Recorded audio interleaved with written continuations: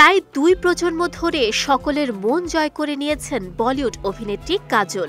শুধু তাই নয়, সবসময় নিজের বড় মনের পরিচয় দিয়ে এসেছেন এ নায়িকা। এবারেও তার ব্যতিক্রম হয়নি।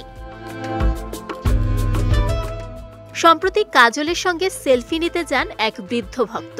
সামাজিক মাধ্যমে ভাইরাল একটি ভিডিওতে দেখা যায় কাজলের পায়ের উপর পাড়া দিয়ে বসেন তিনি, আর তখনই কাজল কিছুটা সরে যান। তবে কাজল বুঝতে পারেন ওই বৃদ্ধ যা করেছেন তা ইচ্ছে করে করেননি, যা হয়েছে তার পুরোটাই ভুলবশত হয়েছে।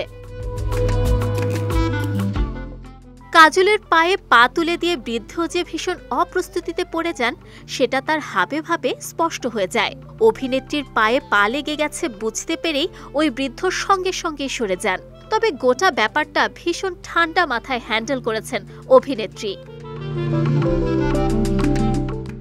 কাজলের গায়ে পা লেগে গেলেও সেখান থেকে সরে না গিয়ে বৃদ্ধ বারবার চেষ্টা করছিলেন ছবি তোলার। কাজলও সহযোগিতা করেন।